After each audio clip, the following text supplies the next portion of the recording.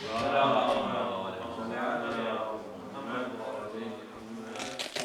من الشيطان اللعين الرجيم. بسم الله الرحمن الرحيم. لا حول ولا قوة إلا بالله العلي العظيم.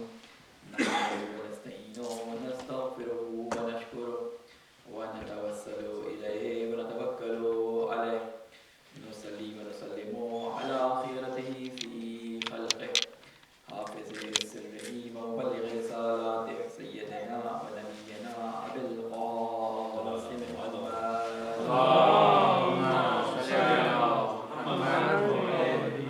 وعلى أهل بيته الطيبين الطاهرين المعصومين سيما رسول الله في العظيم. قال الله تعالى في كتابه المبين وقوله الحق. أعوذ بالله من الشيطان اللعين الرجيم. وأنزل الذين زاهروهم من أهل الكتاب من سياسيهم وقذف في قلوبهم الرعب فريقا تقتلون وتأسرون فريقا وأورثكم أرضهم وديارهم وأموالهم وأرضا لم تطئوها وكان الله على كل شيء قديرا. السلام علیکم ورحمۃ اللہ وبرکاتہ. سب سے پہلے میں اپنے آپ کو اور تمام مومنین مومنات کو تقوی الہی کی وصیت اور نصیحت کرتا ہوں اور اللہ تعالیٰ سے یہ دعا کرتا ہوں کہ اللہ تعالیٰ نے جس مہینے میں ہمیں اپنا مہمان قرار دیا ہے اور ہمارے اوپر روزوں کو جب فرض کیا تو اسی آیت میں قرآن مجید میں اللہ تعالیٰ نے فرمایا کہ کتب علیکم الصیام، ہم نے تمہارے اوپر روزے فرض کیے ہیں. اور اس کے بعد آخر میں فرماتا ہے لعلکم تتقون، اور اس فرضیت کی علت ریزن جو بیان کیا وہ یہ ہے کہ تاکہ تم ان روزوں کے ذریعے تقویٰ حاصل کر سکو. اللہ تعالیٰ تمام اپنی مخلوق کو دیتا ہے بغیر کسی شرط کے دیتا ہے. وہ کبھی اپنی مخلوق کے لیے یہ شرط نہیں رکھتا کہ وہ مسلمان ہے یہ مسلمان نہیں ہے، وہ اس کی اطاعت کرنے والی ہے یہ اطاعت کرنے والی نہیں ہے، بلکہ اللہ کی صفت رحمانیت ایک ایسی صفت ہے کہ جس کے تحت وہ اپنی تمام مخلوقات کو ان کا رزق، ان کی غذا، ان کی سہولیات، ان کی یہ جو چیزیں ضروری ہیں کھانا پینا ہوا جو چیزیں ان کی ضروری ہے تمام چیزوں کو فراہم کرتا ہے. لیکن اللہ تعالیٰ دیتا بغیر شرط کے ہے، لیکن اللہ تعالیٰ قبول جو کرتا ہے وہ شرائط کے ساتھ کرتا ہے. اللہ تعالیٰ فرماتا ہے کہ انما یتقبل اللہ من المتقین، اللہ تعالیٰ فقط انہی لوگوں سے قبول کرتا ہے جو تقویٰ والے ہیں. لہٰذا اگر ہم چاہتے ہیں کہ ہماری طرف سے ہمارا کوئی عمل، ہمارا کوئی مال، ہمارا کوئی ایسا اقدام جو چاہے عملی ہو، چاہے وہ مالی ہو، چاہے وہ ہمارے اخلاق کے ذریعے ہو یا کسی بھی ذریعے سے ہم کوئی چیز اللہ کی راہ میں انجام دیں، اگر ہم چاہتے ہیں کہ اللہ کی راہ میں وہ قابل قبول ہو تو اس کے لیے ضروری ہے کہ ہم تقویٰ حاصل کریں. اور روزے رمضان کا مہینہ یہ اس تقویٰ کے حصول کا ایک بہترین موقع اور ایک بہترین ذریعہ ہے.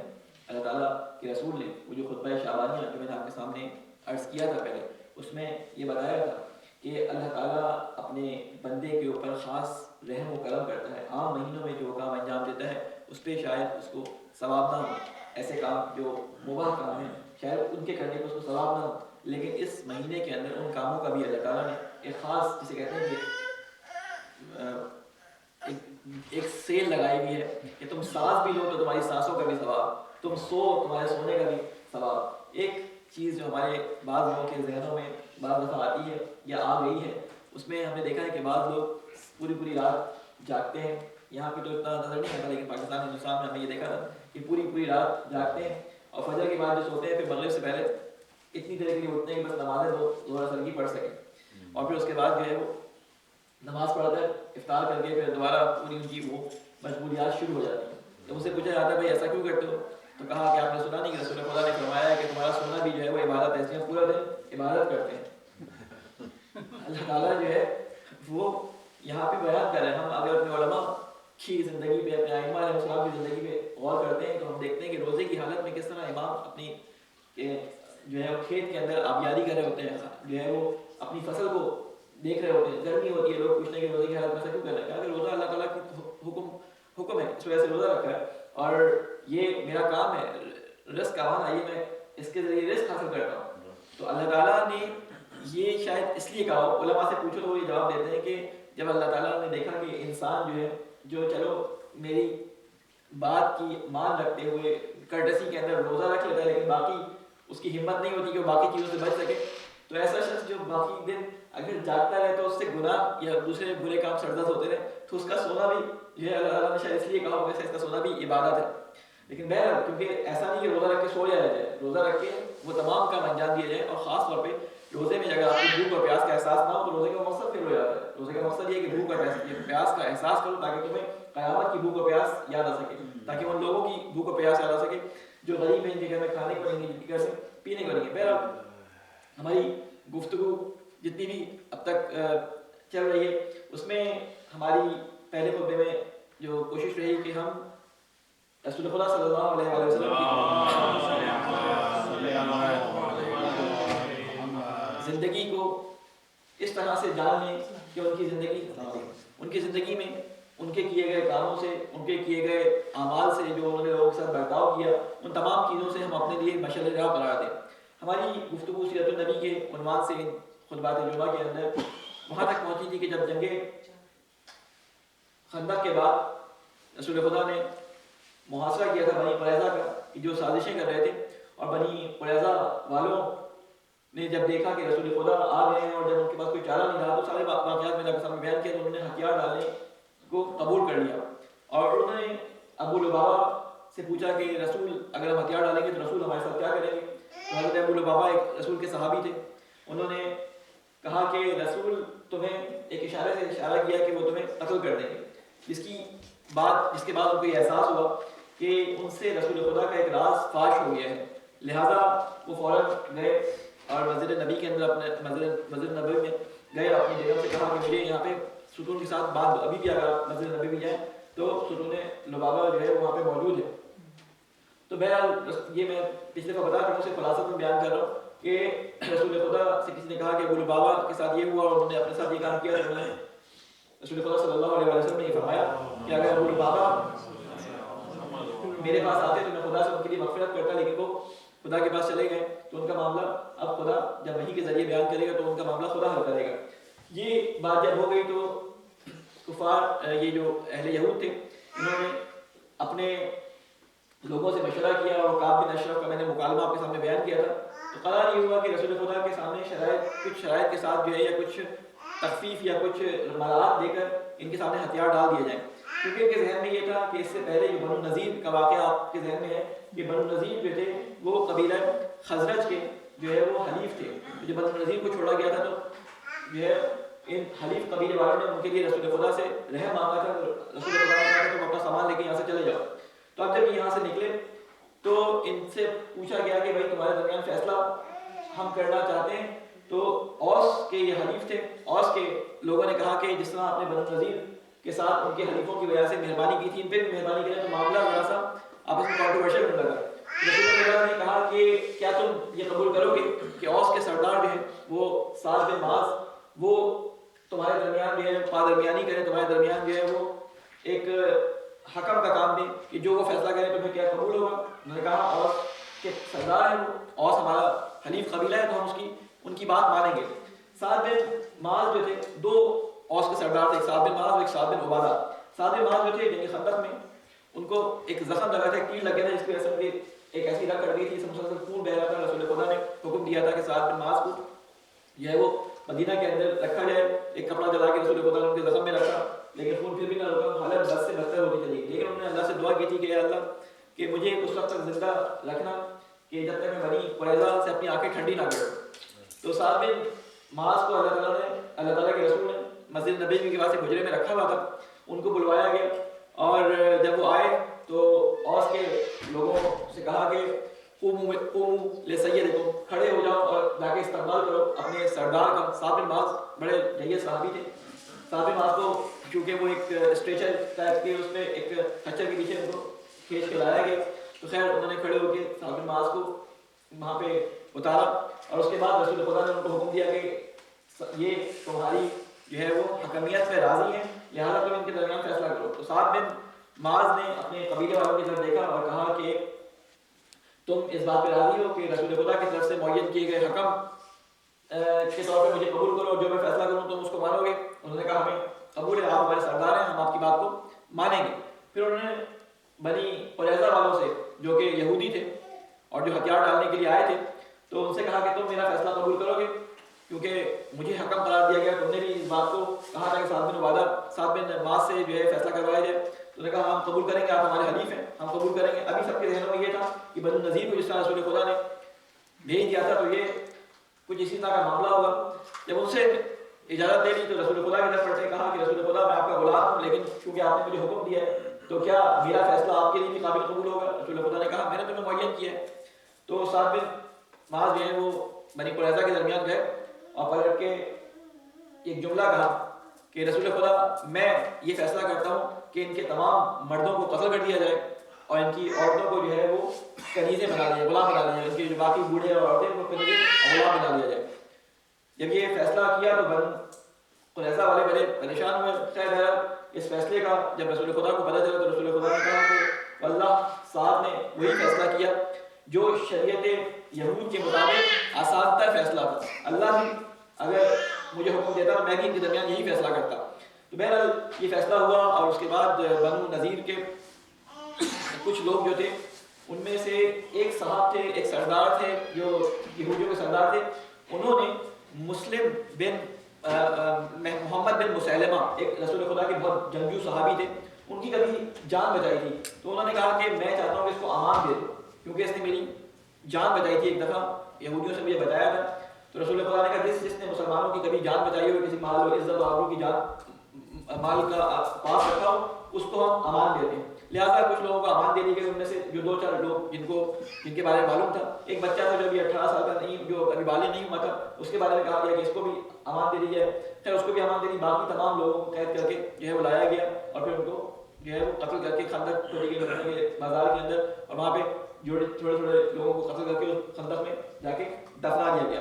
بہرحال رسول خدا جب یہاں سے فارغ ہوئے تو رسول خدا نے یہ فیصلہ کر لیا کہ وہ چیز جو اللہ تعالیٰ نے رسول خدا کو سکھائی تھی جبرائیل کی اس عمل سے کہ رسول خدا بھی خندق سے واپس آئے تھے اور ابھی لباس ابھی تبدیل بھی نہیں کیا تھا جنگ کا، کہ جبرائیل آ گئے تو کہا تھا کہ ابھی کہاں آپ بیٹھے ہیں، ابھی تو جن لوگوں نے خیانت کی تھی ان سے بدلہ لینا ہے، لہٰذا بنو قریظہ کی طرف آ گئے تھے۔ اب بنو قریظہ سے بدلہ لے لیا تو اب رسول خدا نے مختلف لشکر بنائے، اپنے اصحاب کو مختلف لشکر کی صورت میں ان لوگوں اور ان قبائل کی طرف حملہ کرنے کے لیے تیار کیا کہ جو خندق میں یا تو اس بات کا باعث بنے تھے کہ وہ سارے 10,000 لوگوں کو جمع کر سکیں، یا اس میں ان کی افواج شامل تھی، اس میں بنی غطفان، اس میں بنی ثقیف اور بنی اسد، بنی فضالہ، بنی سلیم، بنی فضالہ اور یہود، یہ سارے کے سارے لوگ شامل تھے، جو سارے کے سارے مل کر شامل ہو گئے تھے مسلمانوں کے خلاف لڑنے کے لیے۔ حالانکہ ان میں بہت سارے ایسے قبیلے تھے جو مسلمانوں کے حلیف تھے، مسلمانوں سے انہوں نے معاہدہ کیا ہوا تھا کہ ہم آپ کے ساتھ جنگ نہیں کریں گے، لیکن پھر بھی لڑنے کے لیے آ گئے تھے۔ تو رسول خدا نے سب سے پہلے انہی محمد بن جو مسیلمہ تھے ان کو بھیجا بنی تغلب کی طرف۔ بنی تغلب یہ وہ لوگ تھے مسلمانوں کے حلیف تھے، لیکن یہ خندق میں لڑنے آ گئے تھے کفار کے ساتھ، کہ انہوں نے دیکھا کہ اتنے ساری فوج جا رہی ہے تو ہم بھی آتے ہیں، مال غنیمت بھی ہاتھ آ جائے گا، اپنے مسلمان ہمارا کوئی بھی نہیں کر سکتے، ہمارا حل ان سے جب ہوں گے نہیں مسلمان تو ہمارا حل بھی ختم ہو جائے گا۔ تو اب رسول خدا نے ان کو سبق سکھانے کے لیے بھیجا محمد بن مسیلمہ کو۔ محمد بن مسیلمہ جب وہاں پہ گئے تو یہ وہاں پہ سن کے کہ مسلمانوں کا لشکر آ رہا ہے، بھاگ گئے وہاں سے، یعنی پورا اپنے بڑا امین اور بڑا جسے کہتے ہیں سرسبز و شاداب جگہ تھی جہاں پہ یہ لوگ رہتے تھے، ان کے بہت زیادہ مویشی اور بہت زیادہ ان کے اونٹ اور گائے اور بکریاں تھیں، اونٹ اور بکریاں تھیں، تو یہ لوگ چھوڑ کے پہاڑوں پہ بھاگ گئے۔ تو وہاں پر جو تھے محمد بن مسیلمہ، انہوں نے دیکھا کوئی نہیں ہے تو انہوں نے کچھ لوگ جو بچے ہوئے تھے ان کو غلام بنایا اور ان کے تقریباً 30,000 کے قریب ان کے جانور جو وہاں پہ چھوڑ کے بھاگ گئے تھے وہ ان کو لے کے مال غنیمت اللہ تعالیٰ نے مسلمانوں کے نصیب میں کیا، وہ سارا لے کے وہاں پہ آ گئے۔ اسی طرح جب یہ واپس آ رہے تھے تو راستے میں انہوں نے کیا دیکھا کہ ایک شخص سو رہا ہے، راستے میں ایک جگہ پہ سو رہا ہے، ایک تلوار اس کے پاس ہے اور ایک بکری یا گائے جو بھی اس کے ساتھ ہے، بکری اور یا اونٹ اس کے ساتھ ہے، وہ سو رہا ہے، اس کو انہوں نے دیکھا تو پکڑ لیا۔ تو انہوں نے کہا کہ مجھے کیوں پکڑ رہا؟ تو اس نے کہا کہ کیونکہ ہمیں حکم ہے کہ جو بھی بنی اس سے تعلق رکھتا ہے بنی کیا نام تھا اس کا، بنی تغلب سے، اس کو ہمیں گرفتار کرنا ہے۔ تو میں ہمیں راستے میں گیا تو بنی تغلب سے تمہارا تعلق ہے، ہم تمہیں گرفتار کر کے چلتے ہیں۔ وہ کہتا نہیں، اس کی بات ہی نہیں سنی، اس کو پکڑ کے لے آئے یہاں پر۔ جب لے کر آئے رسول خدا کے سامنے پیش کیا گیا تو رسول خدا نے کہا کہ تم اس کو پکڑ تو لے کے آئے ہو، یہ کون ہے؟ کہتے ہیں راستے میں سو رہا تھا، ہم نے سے پوچھا مسلمان، اس نے کہا نہیں مسلمان تو نہیں ہوں، کافر ہوں، یعنی اس انکار کرنے والا رسول کا. انہوں نے کہا ٹھیک ہے کافر ہو تو ہم لوگ پکڑتے ہیں. رسول خدا نے پوچھا تم جانتے ہو اس کو یہ کون ہے؟ انہوں نے کہا نہیں ہم تو نہیں جانتے ہیں، یہ ملا تھا راستے میں، اس کو پکڑ کے لے گیا، گاؤں کے قریب تھا وہاں پہ. تو کہا کہ یہ ثمامہ بن اسال ہے. اور ثمامہ بن اسال کون تھا؟ یہ ایک ایسے قوم کا سردار تھا جس کے اطراف میں رہنے والے تقریباً 70,000 جنگجو اس کے ساتھ تھے. یہ ان کا سردار تھا، ایک قوم کا سردار بھی تھا اور افواج جو تھی ان کا سردار بھی تھا جو اطراف کے قبائل تھے. تو 70,000 کے قریب لوگوں کا سردار تھا. تو اس کو جب پکڑ کے لے گئے تو کہا کہ چلو باندھ کے لے آئے، اس کو پکڑ کے لے آئے اور اس کو مسجد نبی کے ایک ستون سے باندھ دو. اب رسول خدا جب بھی نماز پڑھنے آتے تو پوچھتے کہ ثمامہ تمہارا کیا حال ہے؟ تو وہ ایک جملہ کہتا کہ ان تقتل ذا دم، کہ اگر تم مجھے قتل کرو گے تو ایک صاحب خون کو قتل کرو گے. صاحب خون کو یعنی جس کے پیچھے بہت سارے لوگ ہیں اس کے خون کا بدلہ لینے کے لیے آئیں گے. وَإِن تَعْفُوا وَإِن شَاكِرْ، کہ اگر تم مجھے معاف کرو گے تو تم مجھے شکر گزار پاؤ گے. وَإِن تَطْلُبْ وَتَطْلُبْ مَا شَاءَ، اگر تمہیں کچھ چاہیے تو میں تمہیں فدیہ دینے کے لیے تمہارا منہ مانگا، جو تمہارا فدیہ تم مانگتے ہو میں اپنے جان کے بدلے دینے کے لیے تیار ہوں. تو رسول خدا وہاں سے مسکرا کے گزر گئے. دوسرے دن آئے، دوسرے دن سے پوچھا، اس نے پھر وہی جواب دیا. تیسرے دن جب آئے، جب پوچھا کہ ثمامہ کس حال میں، کیف اصبحت، کس حال میں تمہارا دن گزرا، تو اس نے یہی جملہ کہا کہ تقتل ذا دم. تو رسول خدا نے مسکرا کے کہا کہ ثمامہ کو آزاد کر دو، کیونکہ جب اس نے جملہ کہا نا تافو پریشان کہ اگر تم جو ہے وہ شکر گزار مجھے چھوڑ دو گے تو مجھے شکر گزار پاؤ گے. خیر اس نے رسول اللہ کا شکریہ ادا کیا، وہاں سے چلا گیا. وہیں پہ مدینہ کے اندر ہی اس نے ایک جگہ غسل کیا، پھر پلٹ کے رسول خدا کے پاس آیا اور کہا کہ اشہد ان لا الہ الا اللہ و اشہد ان محمد رسول اللہ. اب رسول خدا نے پوچھا کہ تم ان کے ہتھے کیسے چڑھ گئے؟ تو کہہ رہے ہیں میں تو عمرے کے لیے جا رہا تھا. اب تاریخ میں یہاں پہ جو ہے وہ دو طرح کے نوٹ ہیں. بعض تاریخ دان کہتے ہیں کہ عمرے کے لیے جا رہا تھا، بعض تاریخ دان کہتے ہیں کہ مسلمہ کذاب جو تھا جس نے نبوت کا دعویٰ کیا تھا، اس زمانے میں ابھی نبوت کا دعویٰ نہیں کیا تھا، اس نے رسول خدا کے قتل کے لیے اس کو ہائر کیا تھا کہ یہ جا کے رسول خدا کو ٹیئر کرے، یعنی ایک خودکش حملہ آور کے طور پہ اگر مر جائے اور ساتھ میں مار بھی دے.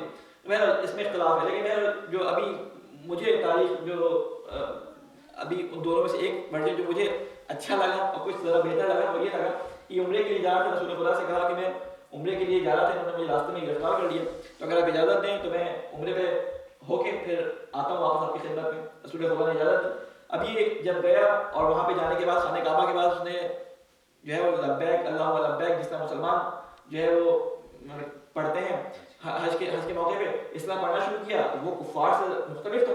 جب وہ کفار سے مختلف سنا انہوں نے، اور ثمامہ کو سب جانتے تھے کیونکہ ثمامہ جو ہے وہ ایسی جگہ پہ رہتا تھا کہ جو ان کے قافلوں کی حفاظت کرنے والا تھا. اس کے یہاں سے ان کے یہاں گندم آتی تھی، بڑی گندم ہوتی تھی ان کے یہاں سے فوجی یہ لوگ ہائر کیا کرتے تھے. تو جب اس نے پوچھا کہ بھائی ثمامہ ایسا تم کیوں پڑھ رہے ہو، تو انہوں نے کہا کہ میں مسلمان ہو گیا ہوں، ہمیں ایمان لے کے آ گیا ہوں محمد کے اوپر. جب یہ سنا تو انہوں نے ثمامہ کو قید کر لیا. جب ثمامہ کو قید کر لیا تو اب یہ قید کر کے لے کے جا رہے تھے، تو راستے میں ثمامہ کو اپنے قبیلے کا ایک شخص نظر آیا اور کہا کہ مجھے تو انہوں نے قید کر لیا، لیکن قبیلے والوں سے کہہ دینا کہ گندم کا ایک دانہ بھی مکہ تک نہیں پہنچنا چاہیے، کیونکہ ساری شام سے آنے والی، یمن سے آنے والی ساری تجارت اسی راستے سے ہوتی تھی، ان کے قبیلے کے سامنے سے گزرتی تھی. کہتے ہیں ایک دانہ کوئی کھانے پینے کا، نہ ہمارے یہاں سے کوئی گندم آئے گی نہ باہر سے کوئی دانہ یہاں تک پہنچنا چاہیے، کوئی قافلہ وہاں سے گزرے، کوئی آباد بھی نہیں ہونا چاہیے. جب مکے والوں کو یہ پتہ چلا تو مکے والوں نے جب ابھی پہنچا تو مکے والوں نے کہا کہ اس کو تو چھوڑو ورنہ تو ہم تو بھوکے مر جائیں گے. تو ثمامہ نے کہا اب تو تم مجھے چھوڑو یا مارو، میں نے فیصلہ کر لیا، اب تم مجھے چاہے قتل کر دو یا تم مجھے چھوڑ دو، جو میں نے کہہ دیا وہ ہوگا. اب کچھ عرصے تک تو یہ برداشت کرتے رہے. فاصل ہونے لگے مکہ کے اندر تو انہوں نے ایک اپنا جو ہے وہ بندہ رسول خدا کے پاس بھیجا کہ بھائی ہم آپ کے قبیلے والے ہیں، ہم آپ کے خاندان والے ہیں، قریش سے تعلق ہے، ہم بھوکے مر گئے. ثمامہ کو بولے کہ بھائی قافلوں کو نہ لوٹے، ہماری گندم اس نے راستے سے روک دی، جو قافلہ آتا ہے ہمارا دارومدار تو سارا اس تجارت پہ، سارے اس چیز پہ ہوتا ہے جو باہر سے آتا ہے، ہمارے پاس وہ نہیں پہنچے گا تو ہم بھوکے مر جائیں گے.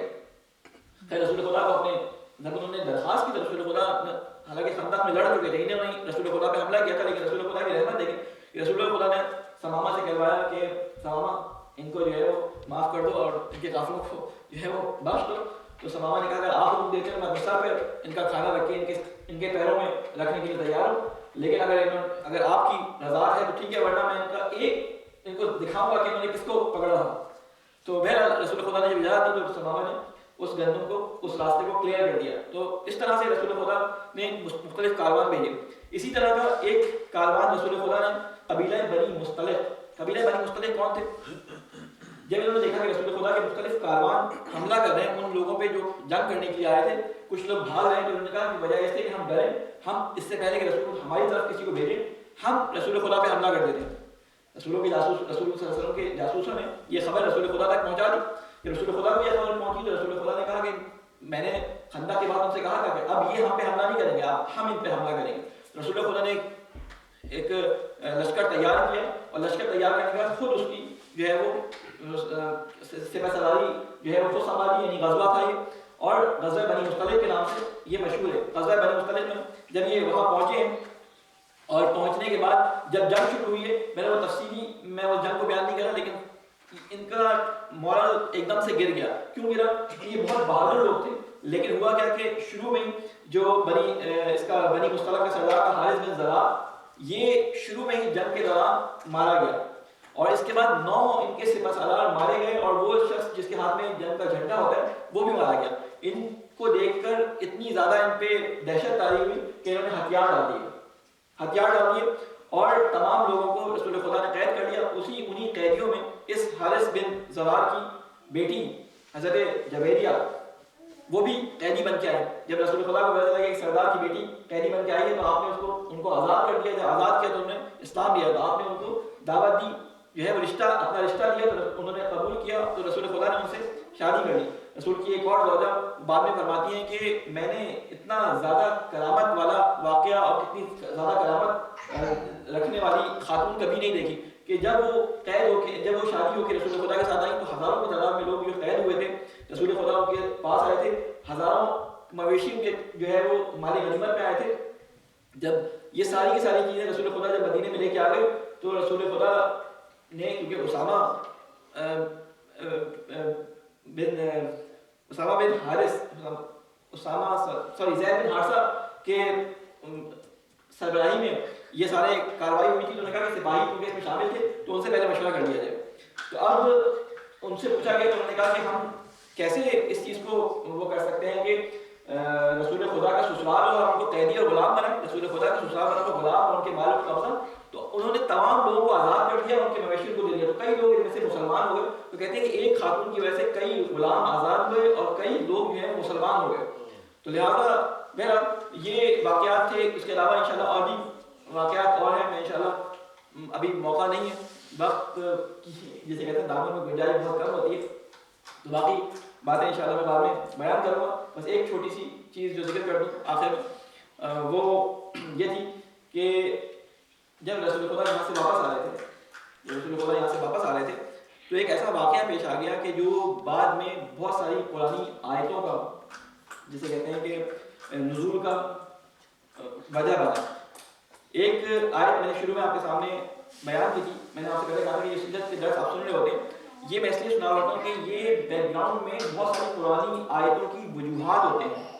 میں نے جو آیات پڑھی وہ اصل میں اسی بنی نذیر کے واقعے اور جنگ خندق کے واقعے کے تفصیل کو بیان کری۔ سورہ احزاب میں یہ آیتیں آئی ہیں کہ اے اور اللہ نے کافروں کو ان کے غصے میں بھرا ہوا لوٹا دیا، جنگ خندق سے لوٹا دیا، انہیں کچھ بھی ہاتھ نہ آیا، اور اللہ نے مسلمانوں کی لڑائی اپنے ذمہ لے لی، اور اللہ طاقتور اور غالب ہے۔ پھر اس کے بعد فرمایا اور جن اہل کتاب نے ان کی مدد کی تھی انہیں ان کے قلعوں سے نیچے اتار دیا اور ان کے دلوں میں خوف ڈال دیا، بعض کو تم نے قتل کرنے لگے اور بعض کو تم نے قید کر لیا، وَأَوْرَثَكُمْ أَرْضَهُمْ اور ان کی زمین اور ان کے گھروں اور ان کے مالوں کا تمہیں مالک بنا دیا، اور زمین جس پر تم نے کبھی قدم نہیں رکھا تھا اللہ ان چیزوں کا تمہیں مالک بنا دیا، اور اللہ ہر چیز پر قادر ہے۔ لیکن یہ آیات اب جب آپ سنیں گے آپ کے ذہن میں بنی نذیر کا پورا واقعہ ہوگا، جنگ خندق کا بیک گراؤنڈ ہوگا، وہ منافقین کے جملے ہوں گے کہ جو لوگوں سے بولتے تھے کہ رسول نے تو ہمیں جو ہے نعوذ باللہ موت کے دہانے پہ لا کے کھڑا کر دیا، یہاں پہ وہ روم اور قیصر اور کسرا کی فتح کی باتیں کرتے ہیں اور یہاں پہ چاروں طرف سے ہمیں لشکر نے گھیر لیا۔ تو ساری باتیں اللہ تعالیٰ نے منافقوں کی دل کی یہاں پہ بیان کر دی۔ بہرحال انشاءاللہ باقی آیات کے ذیل میں جو چیزیں واقعات ہوں گے کوشش کروں گا ان کو بھی تفصیل سے آپ کے سامنے بیان کروں. اللہ تعالیٰ سے یہ دعا ہے کہ ہمیں ان واقعات اور رسول کی صحیح سیرت کو سمجھ کر اس سے اپنے لیے عملی نمونہ لینے کی توفیق عطا فرما. اے اللہ اس ماہ مبارک رمضان کے اندر جو برکتیں اور رحمتیں تو نے مومنین کی رکھی ان رحمتوں کو حاصل کرنے کی ہمیں توفیق عطا فرما. اے اللہ ہمیں تقویٰ کے حصول میں جو کوششیں اور صحیح کر سکتے ہیں اس صحیح اور کوشش کی توفیق عطا فرما. اے اللہ مسلمان جہاں جہاں ظلم کا شکار ہیں اے اللہ ان کو ظلم سے نجات عطا فرما. اے اللہ مختلف جو غربت کی وجہ سے جو بیماریوں کی وجہ سے اور مختلف حالات کی وجہ سے جو مسلمانوں کے اوپر رزق کی تنگی ہے اللہ اس رزق کی تنگی کو دور فرما. اے اللہ مہنگائی نے جو مسلمانوں اور دوسرے عام انسانوں کی کمر توڑ رکھی ہے اے اللہ اس مہنگائی کے اس بحران کو ان سے دور فرما. اے اللہ ہمارے علماء کرام کا سایہ جنہوں نے ہمارے لیے علم کو یہاں تک پہنچایا ان کا سایہ ہمارے سروں پہ قائم فرما.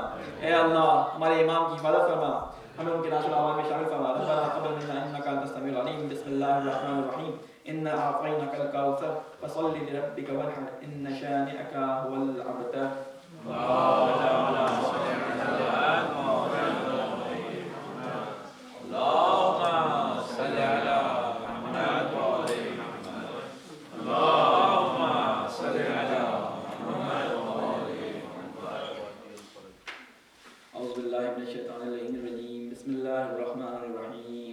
الصلاة والسلام على أشرف الأنبياء والمرسلين بالقاسم محمد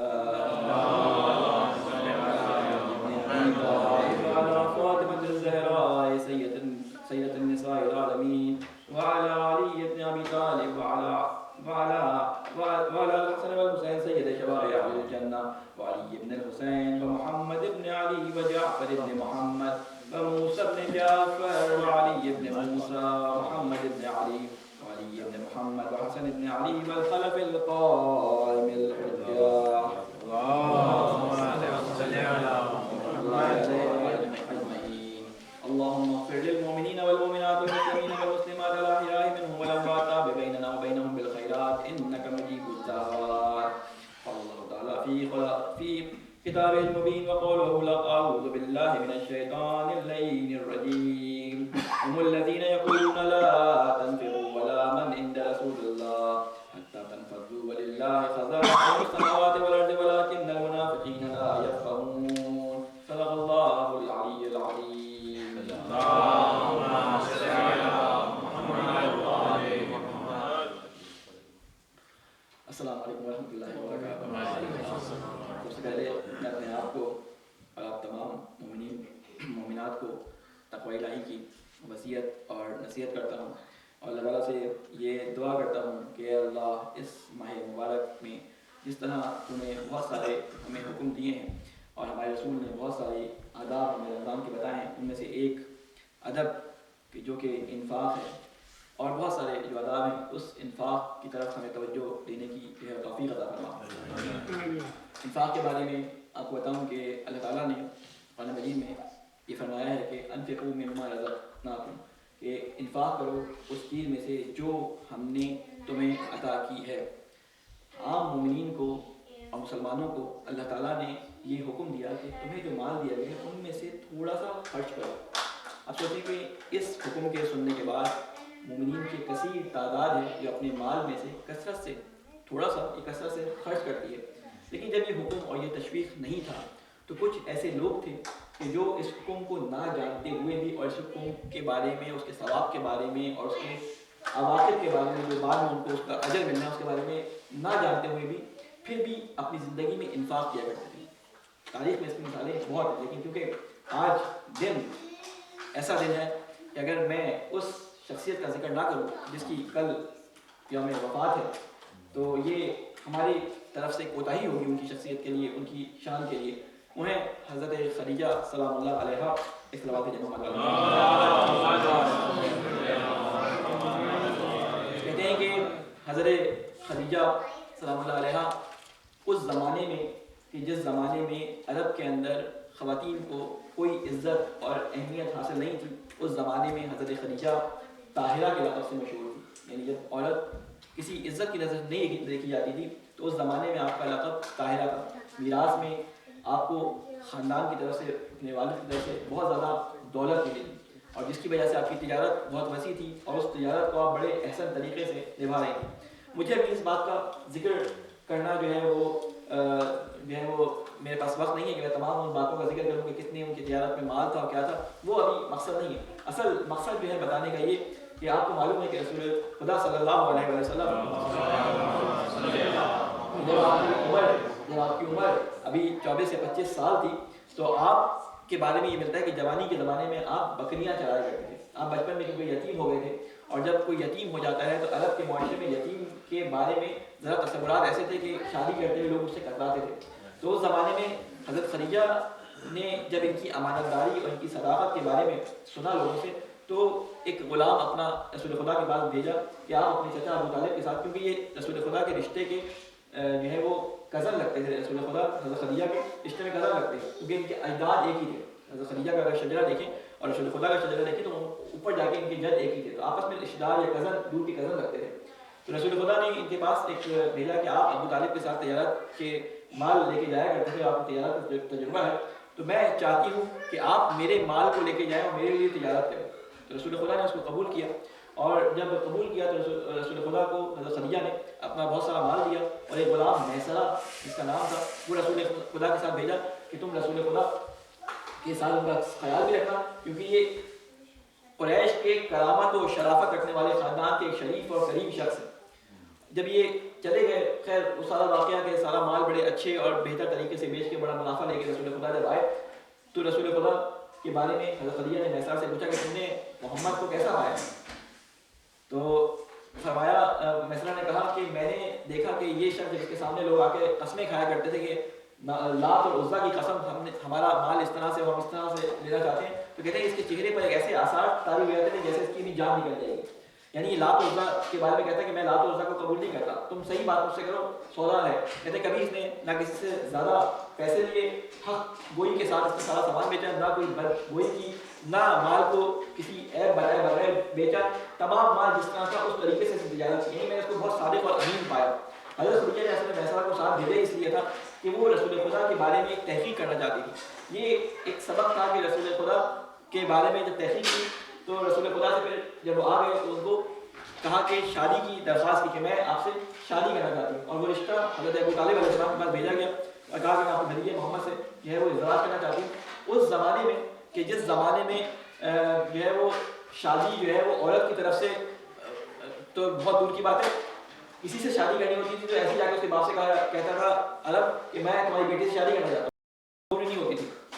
اس زمانے میں یعنی لڑکی کو ایک بالکل کنیز اور ایک بالکل جسے کہتے ہیں کہ ایک حقیقی سی چیز سمجھا جاتا تھا، اس کو مال کی طرح خریدا اور بیچا جاتا تھا، اس کے بارے میں کوئی فیصلہ کوئی رائے نہیں جاتی تھی. اس زمانے میں خدیجہ نے خود رشتہ دے کے، اور وہ بھی قریش کے سب سے قریب اور شریف انسان کا جو ہے رشتہ لے کے حضرت ابو طالب کو یہ درخواست کی کہ میں رشتہ کرنا چاہتی ہوں محمد سے. بہرحال وہ ازدواج کا جو تعلق تھا حضرت ابو طالب نے نکاح پڑھایا اور رسول خدا اور حضرت خدیجہ کی جو ہے وہ وہاں شادی ہوئی. امام صادق علیہ السلام، امام باقر علیہ السلام اور امام سجاد علیہ السلام، امام حسین علیہ السلام کئی جگہوں پر جب انہوں نے اپنا تعارف کرایا تو یہ بتایا کہ ہم میری جدہ خدیجہ تھی. یعنی حضرت خدیجہ کو ہمیشہ ائمہ علیہ السلام نے اپنے دعاؤں میں اور دشمن کے سامنے اپنا غلبہ دکھانے کے لیے، ان کو نیچا دکھانے کے لیے کہ تم کیا بات کرتے ہو. جب معاویہ کے سامنے حضرت امام حسن علیہ السلام جب گفتگو کر رہے تھے، وہ اپنی بڑائیاں بیان کر رہا تھا تو کہا کہ تم کیا بولتے ہو، تمہارا جد جو ہے عتبہ تھا، میرا جد رسول خدا، تمہاری ماں جو ہے وہ ہندہ اور میری ماں جو ہے وہ فلاں. اس طرح کر کے انہوں نے جو ہے وہ بیان کیا. تو اسی طرح امام سجاد علیہ السلام نے بیان کیا تھا جب وہ قید کر کے لے کے جا رہے تھے تو دربار میں انہوں نے کھڑے ہو کے کہا تھا کہ میری جدہ حضرت خدیجہ تھی. کہتے ہیں کہ مادر ائمہ، ان کے القاب جو حضرت خدیجہ کے ملتے ہیں کہ مادر ائمہ تھی، مادر جو ہے وہ ایتام تھی، یعنی کہا جاتا ہے کہ یتیموں کی ماں تھی. حضرت خدیجہ کے گھر کے بارے میں مشہور تھا کہ جب بھی کوئی فقیر، کوئی یتیم اس کو کوئی مشکل آتی تھی، کوئی شہر میں نیا آتا تھا تو حضرت خدیجہ کا جو گھر تھا کتنا برکت گھر تھا، اس پہ قبہ بنا تھا خانہ کعبہ کے بالکل مشرف، یعنی اس طرح سے نزدیک تھا کہ خانہ کعبہ اس گھر سے دکھتا تھا اور دور سے پہچان لیا جاتا تھا یہ خدیجہ گھر ہے. بڑا پیسے والا ان کا خاندان تھا، ان کا گھر. تو غریب فقیر یہاں پہ آ کے اپنا سارا جو حاجتیں ہوتی تھیں ان کی پوری کی جاتی تھی، یتیموں کی وہاں پہ کفالت کی جاتی تھی.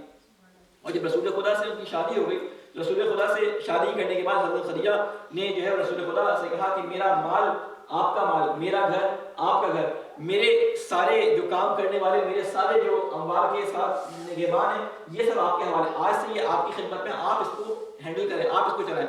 ہم یہ دیکھتے ہیں کہ ایک خاتون کے لیے یہ بڑا سخت ہوتا ہے کہ وہ تمام چیزوں اور تمام ثروت کے ہونے کے بعد اپنے ایک نیا رواج عرب میں ڈالا جا رہا تھا.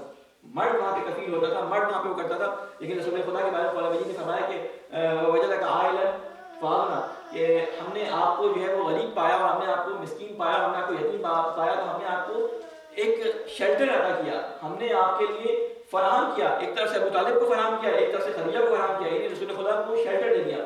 ابھی رسول خدا رسول نہیں بنے ہیں, ابھی محمد صلی اللہ علیہ وسلم جو ہے رسول نہیں بنے. 25 تقریباً سال یا 25 سال تقریباً یہ سلسلہ حضرت خدیجہ کے ساتھ شادی کا قائم رہا. اس میں حضرت خدیجہ کے بارے میں کہتے ہیں کہ حضرت خدیجہ یتیموں کی بے انتہا مدد کیا کرتی تھی, کوئی یتیم اس سے خالی نہیں آتا. ان کے گھر میں اتنی برکت تھی کہ شادی کے بعد بھی جب حضرت خدیجہ کی وفات بھی ہو گئی تو حضرت خدیجہ کے بارے میں رسول خدا فرمایا کرتے تھے کہ اے نا خدیجہ, خدیجہ کہاں ہے, جس کی وجہ سے بعض ازواج جو تھی رسول خدا کی وہ رسول خدا سے کہتی تھی کہ آپ کیا اس بوڑھی خاتون کو یاد کرتے ہیں, اللہ نے آپ کو اس سے بہتر دے دی ہے. رسول خدا کہتے تھے کہ تم کیسے یہ بات اپنی زبان پہ لے کے آتی ہو, تم کیسے خدیجہ کا مقابلہ کر سکتی ہو. خدیجہ نے میرا ساتھ اس وقت دیا جب سب نے مجھے چھوڑ دیا تھا. خدیجہ نے اس وقت مجھے مال دیا کہ جب میرے پاس مال نہیں تھا. خدیجہ نے مجھے اس وقت میری مدد کی جب میرا کوئی مددگار نہیں تھا. پہلی ایمان لانے والی خاتون, پہلی وحی کو سننے والی خاتون, یعنی وہ خاتون کہ جس کے بارے میں اللہ تعالیٰ نے یہ فرمایا کہ جب خدیجہ رسول خدا کے پاس غار حرا میں کھانا دینے کے لیے آتی تھی تو جبرائیل کو اللہ تعالیٰ نے بھیجا کہ اے محمد خدیجہ آ رہی ہیں, ان کو میرا سلام کہیے. یعنی اللہ نے خدیجہ کو سلام بھیجوایا تھا. تو یہ ایسی خاتون تھی, ان کا گھر ایسا بابرکت گھر تھا کہ جس گھر کے اندر رسول خدا نے 28 سال گزارے. حضرت خدیجہ کی وفات کے بعد تقریباً 3 سال وہاں پہ رہے. اس کے بعد اسی گھر میں حضرت علی کی پرورش ہوئی. حضرت علی کو رسول خدا نے حضرت طالب سے لے لیا تھا, کفالت حضرت علی کی لینی تھی. حضرت خدیجہ کی گود میں پڑھ کے حضرت علی نے وہ بڑے ہوئے. اس کے علاوہ جس بستر پہ رسول خدا کے رسول علی سوئے تھے وہ یہی حضرت خدیجہ کے گھر میں بستر تھا جہاں سے آپ ہجرت کر کے گئے تھے. اس کے بعد جبرائیل اور میکائیل کا یہاں پہ آنا جانا تھا. اس کے علاوہ معراج میں رسول خدا اسی گھر سے گئے, آیات وحی اسی گھر میں داخل ہوئی, اسلام اسی گھر سے جو ہے وہ شروع ہوا. اب تک وہ گھر محفوظ تھا, لیکن کچھ درندہ صفت, کچھ تلخ جسے کہتے ہیں سوچوں کے مالک لوگوں نے ابھی آج سے 100-125 سال پہلے وہ گھر گروا دیا. یعنی قمری سال سے اگر دیکھیں تو 1344 تک حضرت خدیجہ کا وہ گھر انہوں نے پریزرو کر کے رکھا ہوا تھا, اس کو محفوظ رکھا ہوا تھا, لیکن ابھی 100 سال پہلے اس کو گروا دیا گیا. اتنا امپورٹنٹ, اتنا اسلام کے جسے کہتے ہیں کہ قلعہ تھا وہ گھر. بہرحال وہ خاتون جب اس دنیا سے جانے لگی تو ان کے پاس کہا جاتا ہے کہ کفن کے لیے کوئی لباس نہیں تھا. آخر وقت میں رسول خدا جب ان کے پاس آئے تو کہا کہ رسول خدا میں آپ سے معافی مانگتی ہوں کہ اگر مجھ سے آپ کی خدمت میں کوئی کمی رہ گئی ہو تو مجھے معاف فرمائیے گا. رسول خدا کی آنکھوں میں آنسو آ گئے. فرمایا کہ خدیجہ تم نے تو میری بہت مدد کی, تم نے میری اس وقت مدد کی جب میرا کوئی مددگار نہیں تھا. کہا کہ مجھے آپ سے ایک درخواست کرنی ہے, لیکن مجھے شرم آتی ہے کہ میں آپ سے درخواست کروں. حضرت فاطمہ کو بلایا, حضرت فاطمہ 5 سال کی تھی. حضرت فاطمہ کو بلایا, کہا کہ تمہارے بابا سے مجھے شرم آتی ہے, میرے پاس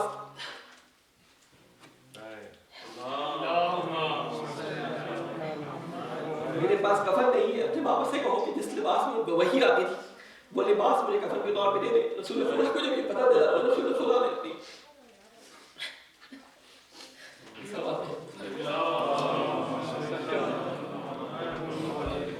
رسول خدا نے اسی لباس میں جب حضرت خدیجہ اس دنیا سے چلی گئی اسی لباس میں پہلے قبر کھودی, اس قبر میں خصوص ہے, اور کہا کہ قبر خدیجہ کے لیے کشادہ ہو جا. اسی لباس میں اس خدیجہ کو دفنا دیا اور اس دنیا سے چلی گئی. وہ خدیجہ آج جس کے بارے میں ہمیں کہا جاتا ہے کہ تھوڑا سا انفاق کرو ہم تمہارے انفاق کئی برابر دیں گے, اس خدیجہ نے اپنا پورا مال اللہ کی راہ میں انفاق کر دیا.